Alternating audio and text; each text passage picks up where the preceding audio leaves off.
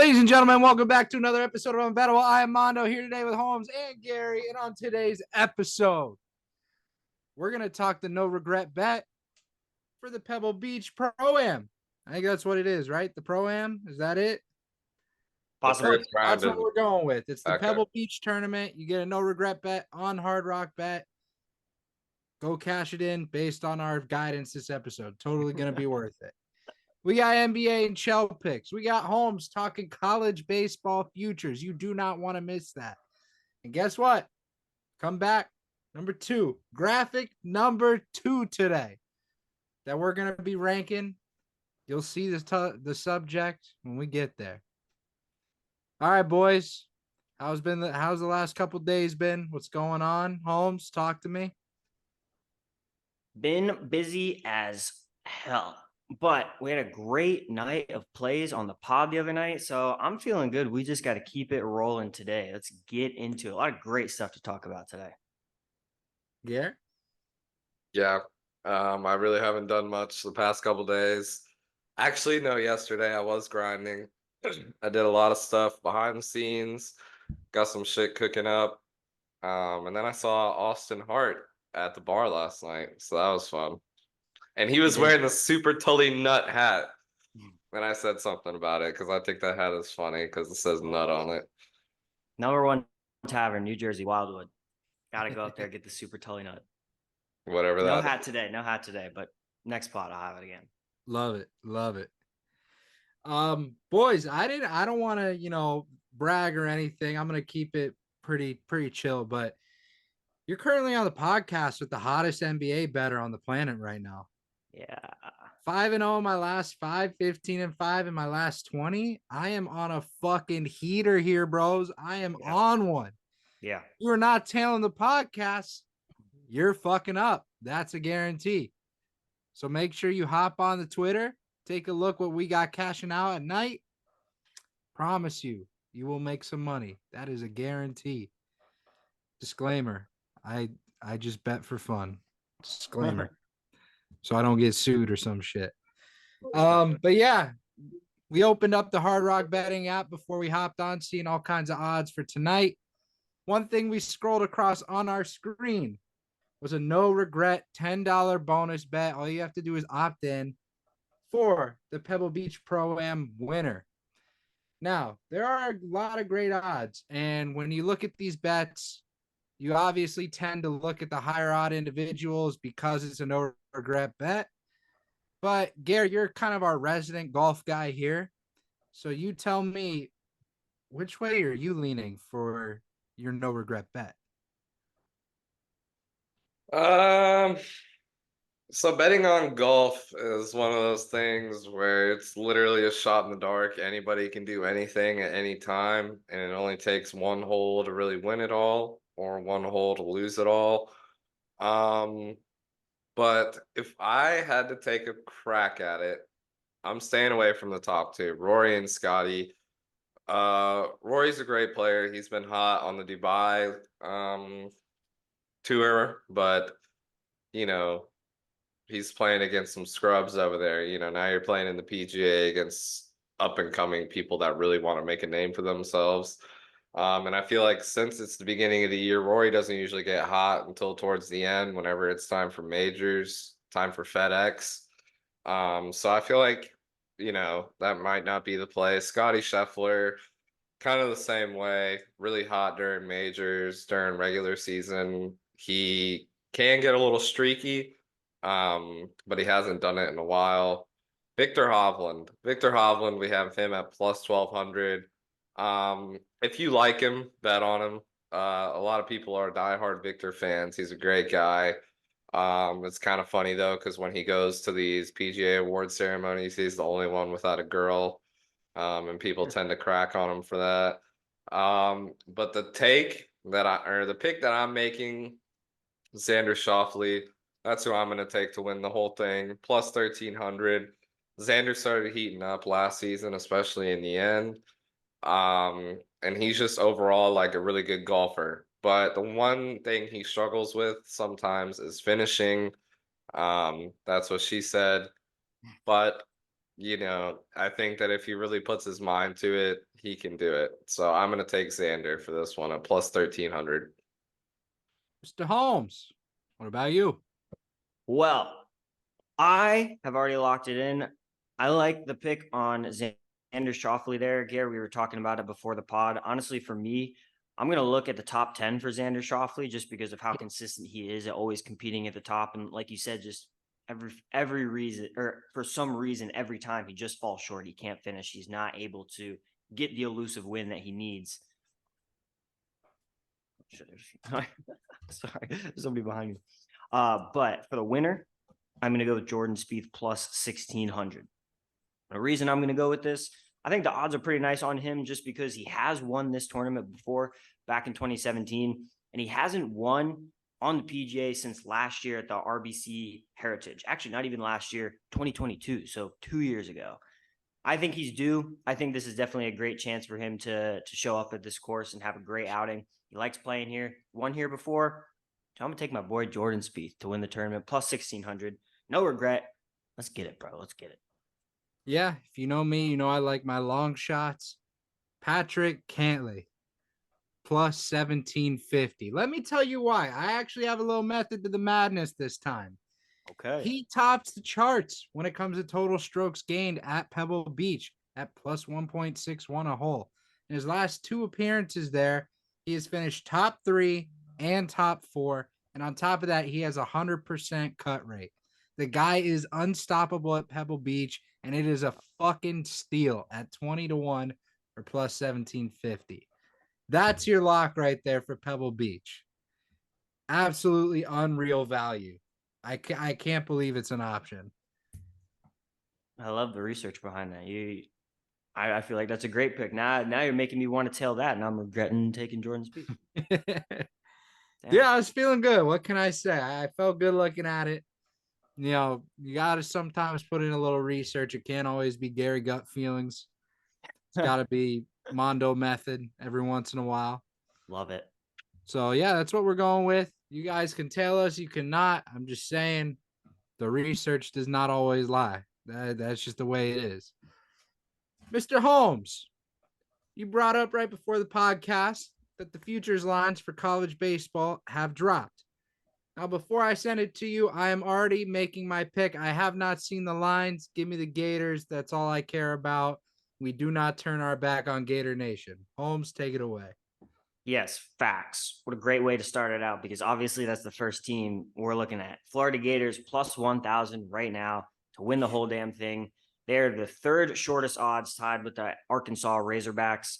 The shortest odds are Wake Forest at plus 750, and then LSU to repeat at plus 800. But I think the value is there for the Gators, man. I mean, Yes, this is going to be a great, great year, in my opinion. I'm very, very excited to watch this team. With the amount of young talent they have coming in, I think a very, very good amount of them are going to be able to make an impact early. They have enough talented guys from last year's roster to be able to stay and provide that veteran presence for the younger guys. I mean, I just love this team, man. They should run through their non-conference play, no problem. Obviously, the SEC, they are the toughest conference in college baseball, no doubt about it. So it will be a gauntlet, but just being able to be battle tested all throughout the regular season, I think sets them up really, really well when they get to the College World Series. A lot of these teams haven't been in a lot of these high pressure games against really, really good teams. And because we play in such a great conference, I mean, all these SEC weekends back to back to back, it prepares you for the moment. So hell yes, we're going to lock in the Florida Gators plus 1,000. I'll tell you that right now. But I will say there is some decent value if you look down the board a little bit at some of the longer shots. I know we talked about TCU a little bit in the Big 12. There'll be a pretty good name out there at plus 1750 to keep an eye on. Also in the SEC, Texas A&M is going to be a pretty decent team. I think maybe a little bit slept on in the SEC. They're at plus 2,000.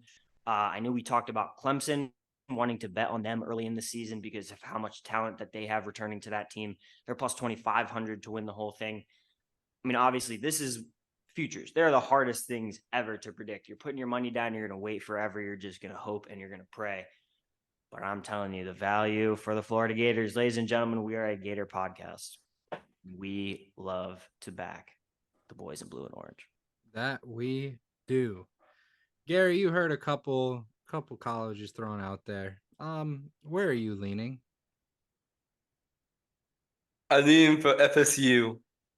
Yeah, get the fuck out. You already know where I'm rocking. The Gators all the way. Came too close last year. We really did. We had that first game. It was close. Second game, beat the brakes off them Jits.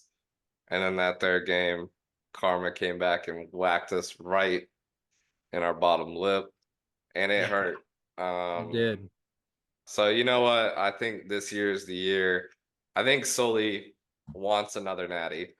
Sully is at the point in his career where it's natty or nothing. Like he has nothing to prove other than the fact that he can win another one. And you could see it in his eyes whenever he's out in the dugout. Like, man is a beast. The Gators are a team of beasts, and they are led by a beast, Kevin O'Sullivan. I think one of the best coaches that the Gators have ever had in any franchise of athletics. Yeah, I mean, I'd argue he is probably one of the best coaches in college baseball history. I mean, the guy is just absolutely unreal. He's a cool as hell dude. I've gotten time to hang out with him on the field. He's a great guy. So watch out for the Gators this year. If you have a future and you have a couple bucks, plus 1,000 odds, not too shabby there. Yeah, man. All right, boys. Obviously, we knew this was going to be a pretty quick episode. There's not really much to talk about. It's a little early to talk Super Bowl. Like we're kind of in like a weird spot where we're getting to the end of football, but we're kind of in football.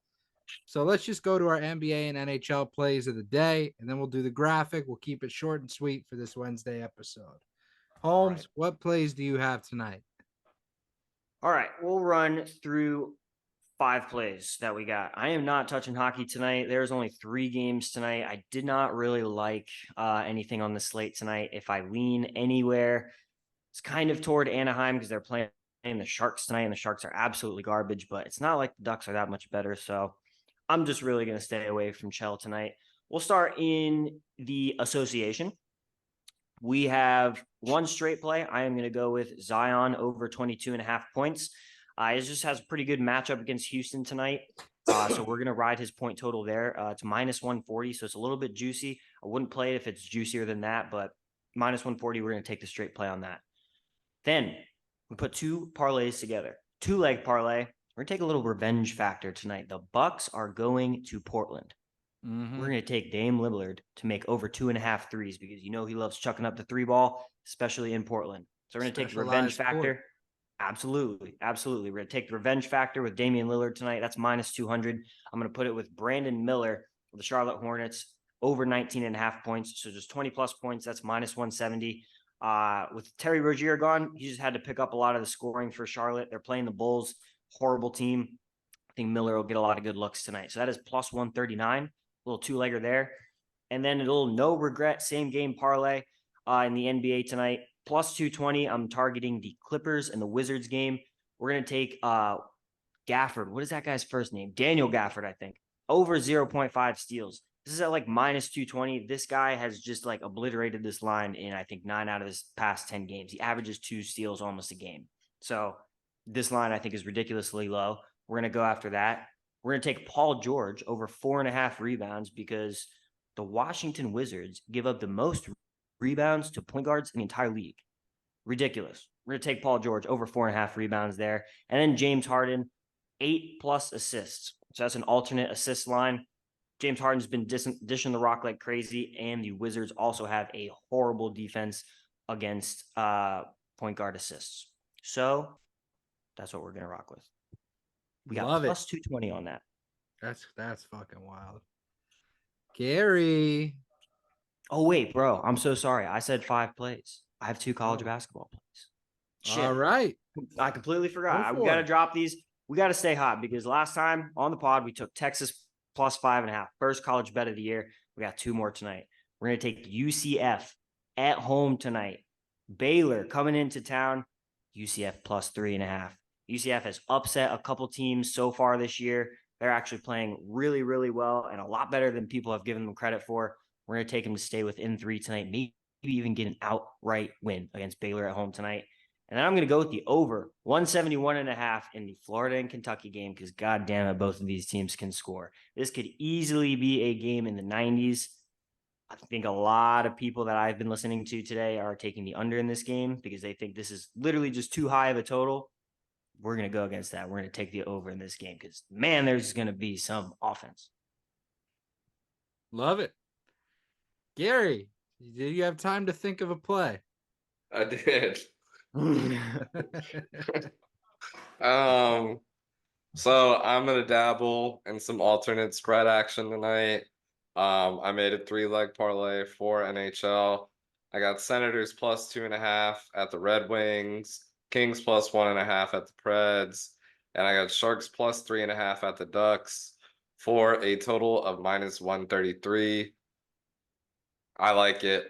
I like the alternate spreads. They're a little bit juiced, but that's okay because any parlay that you hit is a good parlay. So we're rocking with it. Good for you, Gare. You rock with your parlay. I love it. Yeah, I got lay. 6. The Garlay. The Garlay, boys. The Garlay. It's not Garlay. If I hear one more motherfucker say Garlay, I'm smacking you with my phone. Garlay. Garlay. Okay. All right. I got 6 NBA plays tonight. I am hot right now. If you want to tail, you can tail. It's up to you. Miles Bridges over 38.5 points, rebounds, assists. No LaMelo Ball, no Terry Rozier. That means someone's got to step up. I know we talked Brandon Miller, but it's also this man right here, Miles Bridges. We got Brooke Lopez tonight, over 19.5 points, rebounds, assists. Everyone's saying, oh, it's going to be a Dame game. Oh, this, oh, that. Don't shy away from Brooke Lopez. I mean, Dame's going to be chucking up from every single angle. Someone's got to get those boards, and it's going to be Brooke. We got Zion. I know you had just his points. I'm taking points and rebounds over 27.5 tonight. Extremely favorable matchup. The guy is due for a big game. Gobert over 14.5 assists and rebounds. Frankly, I honestly think he could get the rebounds alone in 14.5. I don't think it's that crazy to see, but we'll take the assists too. Wendell Carter Jr. over 7.5 rebounds. He's the leading line on that team for rebounds tonight. 7.5 is a low number. And Jalen Suggs over 9.5 points. The guy's been absolutely balling this year. He's gonna keep stepping it up. He's gonna crush that 9.5 tonight.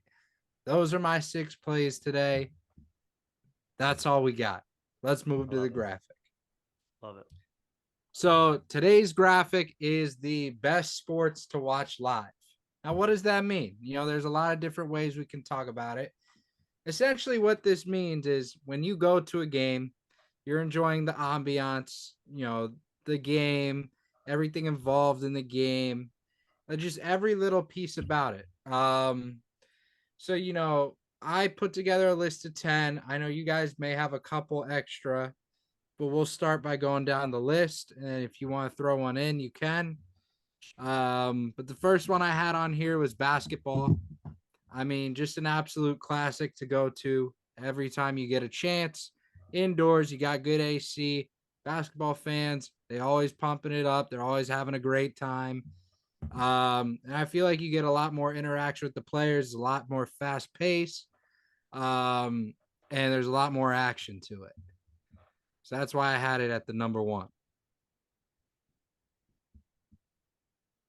All right, you want my opinion here? Yeah. Let's go down the list here. We got basketball, hockey, fighting, boxing. Kind of put those together. Football, soccer, the Olympics, tennis, baseball, curling, and golf. Yep. Now, high key. I honestly think hockey's number 1. I don't know about you guys, but I love going to watch a hockey game in person. I mean, not just the ambiance of it, because just being indoors with so many people that are going crazy with this fast-paced action, that in itself is great. But the fast-paced nature of the game, how quickly it moves, how many things are going on at once. I mean, it is just so much fun to follow. I find myself enjoying a hockey game almost more than anything live. And maybe it's a little bit of bias because I love going to Lightning games and they're kind of good. So maybe a little bit there. But if I'm going to put anything at number one, I think for me, it has to be hockey. Basketball is probably a close second there because it's such a great live environment as well. Kind of similar to Mhm. hockey in terms of pace. But I mean, for me, like hockey's number one. I have to take it. Yeah, and I think it kind of comes down to the fact that I've been to more basketball games than I have hockey. I've been to one total hockey game ever. Um, so I don't really know the kind of ambiance as well as most people. I mean, it was a Panthers Kraken game, and I was a Kraken fan, so I was cheering for the Kraken. So it was an interesting time. But I've heard a lot of people today say that hockey would probably be number one. I was testing it around the office. Gary, what's your number one? Yeah, I'm gonna agree with Holmes on this one. I've been to one hockey game my entire life. It was Lightning versus the Yotes in Tampa. And honestly, that's what started me on actually enjoying hockey as a sport. I feel like watching it on TV sometimes can get a little not agitating, but like you think they've set it up perfectly, and then they go to shoot it and it's just whacked away, and you're trying to chase the puck on the screen. Like, but then you go in person and it's like you get all bundled up, you sit down in a comfy ass chair, and it's just a vibe, especially with the Lightning. Like, they got some cool ass shit in the stadium, like these like Tesla coils that come out of the ceiling, and like it's like, and I was like right underneath it. So every single time it would go off, it was like ear rape, but it was kind of cool. And then also in hockey, you have a very high chance of watching a fight go down. And watching those go down live is pretty sick because everybody in the stadium just goes nuts. And Mhm. like it's not even that crazy of a fight sometimes, but like everybody's like, and like you're just watching like like the whole team just clear. And I don't know. I think it's a cool vibe. All right. I'm gonna trust you guys on this one.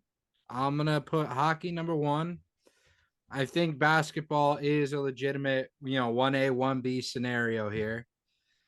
And I felt that 3 and 4 could also be interchangeable. It just depends on how much you like, the UFC boxing, which I love. Like, I love watching it. Obviously haven't really gotten to go in person. I don't get much time in Vegas, but um, I could only imagine how fun it would be to watch people beat the shit out of each other among, arguably the most A-list of the A-list celebrities on the planet. So that's why I had that at number 3 over football. It's also indoors, whereas football, it might be indoors, might not. You're a little further away from the action, but there's still a lot of action. So that's where I was. I was curious to kind of see what you guys were thinking. Um, Honestly, for me, like football could probably be even further down the list. Like, and it also, I think, depends on the football environment. Like, I think you guys might be able to agree with me. Like, going to a college football game is a lot better than going to an NFL game, in my opinion. I mean, just the atmosphere of being there with Mm-hmm. tens of thousands of screaming fans around you, like that's like one of the best environments to be in. I feel like NFL is just a little bit more mellowed out. The pace can be very, very slow at times and really annoying, especially with all the commercial breaks and timeouts and shit that they take. Like that can get really, really annoying, at least I think for me. I can't really attest to having ever gone to a boxing match or a UFC match, but I've always wondered what it would be like to go. And I agree with you. I think it would be fire. Like I think it would be awesome. I love just getting to watch UFC on TV. I don't watch a whole lot of boxing, but I mean, if I ever got the chance to go to one of those matches, that's got to be incredible to watch in person. Mm-hmm. Care? yeah. I've never been to a UFC match because I don't have $1,000 to sit in the nosebleeds. But if I did get to go, I feel like it'd be dope. You're literally watching people like damn near kill each other. It's like literally like gladiator type shit for the modern day. And like I think that's awesome, which sounds really fucked up to say, but like, they signed up for it, so fuck it. Like I might as well watch it. And then with football, I've been to one NFL game, and obviously I've been to multiple college games. And one experience that sticks out to me was being row one for Tennessee when they came and played here. Kyle Trask was still the quarterback. And it was just like an unreal experience. We ended up beating them that year. There's a video of me. I'll have to find it. I was screaming with like my hands over like the fucking rails and like because we were right behind Tennessee sideline, and I was like, "Fuck you, you pansy piece of shit." And there's like this cop like right in front of me. That dead ass is probably a solid 275, like 6'6" dude, and he's just staring at me, like just waiting for me to do some stupid shit. So that's like top 10 moments in the swamp for me for sure. But yeah, I would probably say UFC would be cooler than a football game. Just also because they don't really happen as often as football games. So yeah. Okay. So Holmes, we agree on the 1 through 3. Now you Fair. say football can be a lot lower. I In do. your mind, what would go above it?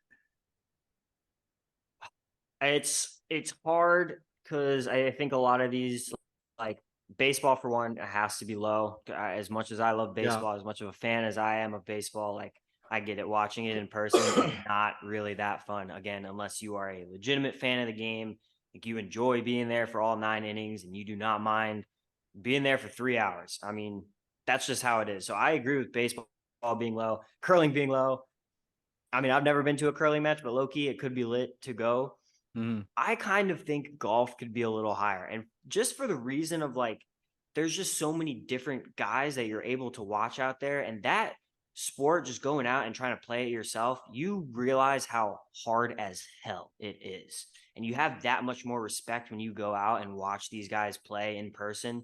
They're big as hell and they're putting every shot on the money almost every time. I mean, it's crazy. And the amount of control and skill that you have to possess to be able to do that in such a hard game, like that to me, I get a little like starstruck when I go and watch golf in person. Granted, I've only gone a couple times, and it's been to really small tournaments, but just getting to go and at least getting to see different golfers, like you can follow the guy that you want to watch, you can stay at a hole and watch different guys play that hole.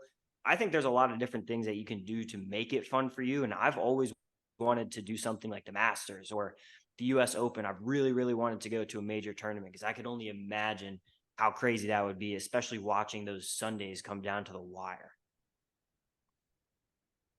That's Yeah. my argument. Okay. Oh, go ahead, Mondo.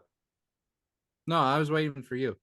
Yeah, I agree with Holmes. Not because I'm biased in the fact that like I love golf, but also because of the fact that like I've been to Bay Hill 4 times in my life for the Bay Hill tournament. I believe that's the Arnold Palmer Invitational. And I went the year before Arnold died. That was the first time I went and got to see Arnold. Which if you don't know Arnold Palmer, he's one of the founding fathers of modern day golf. And that was just a surreal experience in itself. But also at the time that I was going, Tiger Woods was still playing. I literally stood 5 feet away from Tiger on the tee box. And that's like the thing about golf is it's a very personal experience. Like you are like right there with the athletes, depending on, like the course, of course, like where you stand, whatnot, how early you get there. You can be right up there while they're hitting these shots. And like I think that's really cool. Also, like I know for Arnold Palmer, like at the end of every round, there's a place where all the players have to funnel out of, and you can stand there, you get autographs. And golfers are super chill usually, like unless they really fucking had a horrible day, like they're really cool. Like one moment that stands out to me is oh my God, what's his name? Kyle. I don't know. He's this Asian dude. He plays for Live now. Anyways, my dad got a beer at 10 a.m. And we were watching them tee off. and the guy made fun of my dad for drinking a beer at 10 a.m. So that's one moment that sticks out in my head. But yeah, I have a hat with like 50 signatures on it. I think going to golf tournaments is really cool. So you would put that above soccer and football? I would. But also, I am a little bit biased in terms of soccer. Like, I've never really been to a soccer game, nor do I guess, have the interest. I'm just not really a big soccer fan. So I don't think I could see myself going to a game and enjoying it as much as people that are like really big fans of the sport. It's kind of like, I guess it's like, like I like going to baseball games more than probably a lot of other people, but I would say a lot of other people probably enjoy going to soccer games more than I would. Yeah, I honestly would put golf over it just because me personally, I'm a nervous Nelly, especially around like huge crowds and like golf. You just kind of like walk and do things at your own pace. Like you can literally watch whatever you want to watch. Like if somebody's playing really good, you can go watch them. If you want to watch somebody who's shit but has nobody following them, so you get a more personal experience, you can do that. So, Okay. So I'm going to set it up where it's golf, football, then soccer. Does that work? yeah. I think that's fair. Okay. I'm kind of stunned by that. Obviously, I go to the Honda Classic. I have a blast every year. But the memories of college football games, in my mind, outweigh the golf tournament memories. And I And just take into account pace of play. I get it. I think football just being a universally more popular sport too could probably vault it over golf. But if you're asking what I should have after that, I definitely think that golf should be really close to it and at least above soccer. Just in my opinion, though. I mean, we got to see what the people are going to think too. Okay. We also have the Olympics in here. Now, aside from curling, because curling is kind of taking the nation by storm as we speak. You didn't know this, Gary? Curling's getting very popular. No, I didn't know that. Very popular. You're memeing, right? No. People like watch curling now. So Okay. anyway, I grouped the Olympics together into one. I know you fuck. Bronchitis. I know you have, pride for your country. Does this make it over soccer? Oh man, that's tough because I mean, for it being such like a exclusive event almost with it happening every 4 years, like it's just tough because if you can imagine yourself going to that, I mean, would you be somebody that would want to go and see as many sports as possible? Or would you be somebody that wanted to go and be like, oh, I want to see like the best of the best in like track and field, or I want to see like the best Mhm. swimmers? So you kind of, I guess it's kind of up to personal preference. And I also know it costs a hell of a lot of money to have to go and experience the Olympics, which is probably why we've never gotten the chance to go. But if we Yeah. did, I mean, I think that experience would be like no other, but you get it so rarely that it's hard to put it as like one of the best live sports to watch. I mean, again, it could be that great to be able to witness and see. You get that experience only once every 4 years. It's not happening like football games and basketball games and baseball games all the time, where you get more opportunities to get to go and more people can go and are able to just because of price. Okay. Gary, anything? Yeah, I mean, I agree with Hart. I mean, I think the Olympics would be really cool to go to one day.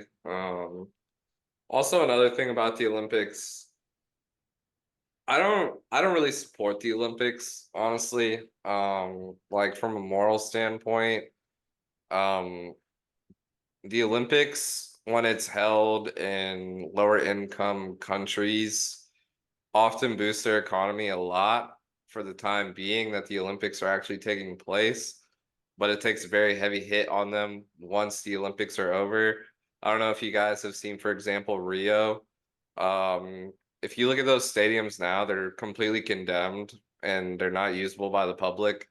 So their economy put all this money into putting the Olympics on, and you can't even use the stadiums anymore. So it's just like that's just like me though. That's just like a little tidbit that I don't really. That's I mean, of course, if you're having the Olympics somewhere like France, whatever, they're pretty well off. But I just don't really fuck with the Olympics. I also think the Olympics get really boring after a few days. Like once you get all the big things out of the way, like, and then you're forced to watch like shot put or like long jump or something. I don't know. The fuck you got against shot put? Middle school record holder, longest shot put in history. Yeah, 10 feet. Out more than IB. Shut up with that bullshit. Mondo threw the ball 10 feet. Gary, chuck your fucking head 10 feet. Cut that shit out. I'm just saying, I don't fuck with the Olympics. Understandable. I Live think here. a little bit like to add on to Gary's point. I think part of the Olympics can become mundane too. Like especially watching a lot of the qualifying rounds and not really like the championship type of stuff. Like, I mean, those are obviously the most exciting races, matches, games that are going on. The championship medal level stuff, like that's what everybody's competing for. All the qualifying, like preliminary stuff can, to Gary's point, get a little boring. And yeah, there's some sports there that we don't really have a lot of interest in. I think just because they're not really prominent for us. Like there's just a lot of sports we don't really pay a whole lot of attention to. So when they come around every 4 years, we're like, oh yeah, this exists. Like there's a game for this. That's crazy. I wouldn't watch it, but there it exists. Okay. So that leaves us with tennis, baseball, and curling, which I think could go in that order, unless you guys have something that would bump curling off. I think it should be baseball, tennis, curling. Baseball over tennis. I think personal preference baseball over tennis, but in terms of what people would actually want to watch live more, maybe tennis. But if you want like something crazy to put at the end, I've never gone and watched like professionally, but I mean, I watch very good drunk people play in the backyard. Cornhole? I would kind of like to go see some pros play some cornhole. This dude's just diamond bags over and over again. I mean, that looks kind of lit to watch. Or even like a darts tournament, bro. Watching that on TV, Electric. I know. 180! Like, that is just so crazy to watch. Could you imagine being in that wild ass crowd of people? That dude is hitting triple 20 after triple 20. Like, that is electric. And everybody is I hammered am at darts. all for putting darts on there instead of curling.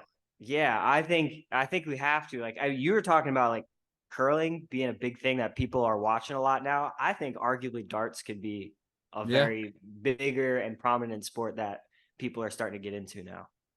I like it. So in this order of 10, we have hockey, then basketball, then bronchitis, UFC/boxing. We got golf, we got football, Olympics, soccer, baseball, tennis, and darts to round it out. Not bad. Not bad. We will get some opinions, I am sure. We will get some opinions. Oh, I have no doubt at all. Last one as well. Gary, we didn't hear a single fucking word you just said. Yeah, no clue. I said 180. You ever seen darts? Okay. That's the highest score you can get. I know, Gary. Triple 20s. 180. All right, we're going to end this before I lose my shit. Ladies and gentlemen, if you like this episode, Sorry. subscribe, like, share with everyone you know. Every like is a penny, actually is $1 out of Gary's paycheck when he gets paid. So make sure to like the video, share it so that everyone can like and Gary can go broke. We will see you guys on the next episode. Have a great weekend. Peace. 180.